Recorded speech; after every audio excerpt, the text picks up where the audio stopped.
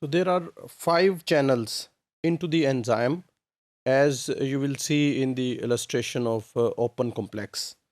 The NTP uptake channel allows ribonucleotides to enter the active site. So this is the first channel, which is a nucleotide entry channel. So it allows the ribonucleotides to enter into the active center.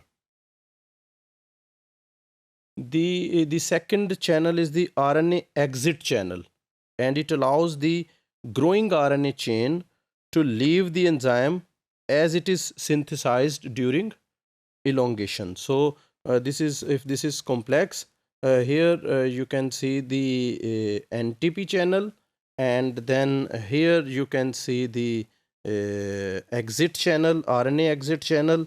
The remaining 3 channels allow DNA entry and exit from the enzyme. So DNA is also entered into the enzyme and exit from the enzyme. The downstream DNA, that is the DNA ahead of enzyme. So this is complex, though any DNA ahead of this complex is called downstream DNA, and this portion is to be transcribed. Enters the active center cleft in double-stranded form through the downstream DNA channel between the pincers. So there are 2 pincers, and in between these 2 pincers, here in this cleft is the active center cleft. This is, and here is the DNA entry channel, and DNA in double strand is entered from here, and this channel lies between the 2 pincers. Within the active center cleft, so inside the active center cleft, the DNA strands separate from position +3. So they enter in the double stranded form, and then they reach the position +3, and at the position +3 they then open up. The non-template strand exits the active center cleft through the non-template strand channel, NT channel, and travels across the surface of the enzyme. So when the DNA is open up, one is non-template strand and the other is template strand. So the non-template strand that exits from the NT channel. The template strand, in contrast, follows a path through the active center cleft, and exit through the template strand or T channel. So for the exit of this template strand, there is a separate channel which is called T channel.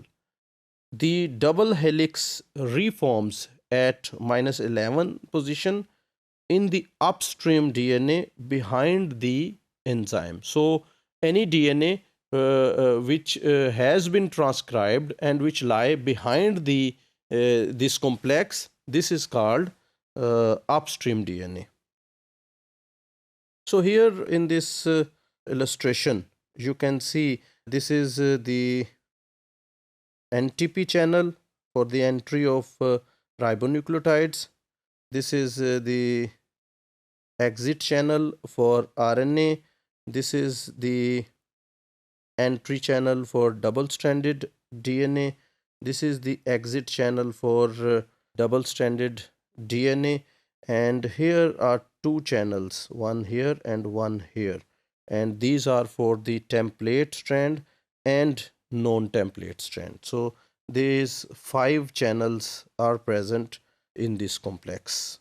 2 striking structural changes are seen in the enzyme upon isomerization from the closed to the open complex. So when this transition from closed to open take place, 2 structural changes also take place in this enzyme. And first of all, the pincers at the front of the enzyme, 2 pincers at the front of the enzyme, they clamp down tightly. So this is if this is a DNA strand, so they clamp down tightly on the downstream DNA. Okay. Second, there is a major shift in the position of the amino terminal region of the sigma factor, sigma subunit. So there is also change in the amino terminal region of the sigma. When not bound to DNA, sigma region 1.1 lies within the active center cleft of the holoenzyme, blocking the path that in the open complex is followed by the template DNA strand. So when it is not bound to the DNA, so this region 1.1 actually blocks that channel, which is the channel of template DNA strand. In the open complex, when it is working, region 1.1 shifts some 50 angstroms and is now found on the outside of the enzyme, allowing the DNA access to the cleft. So first it is inside and it is blocking the DNA from entry, and when it is in the open complex, it is shifted about 50 angstrom away. So the channel for DNA is open now. Region 1.1 of the sigma is highly negatively charged. Just like DNA, DNA is also negatively charged. Thus, in the holoenzyme, region 1.1 acts as a molecular mimic of DNA. The space in the active center cleft, which may be occupied by either region 1.1 or by DNA, is highly positively charged.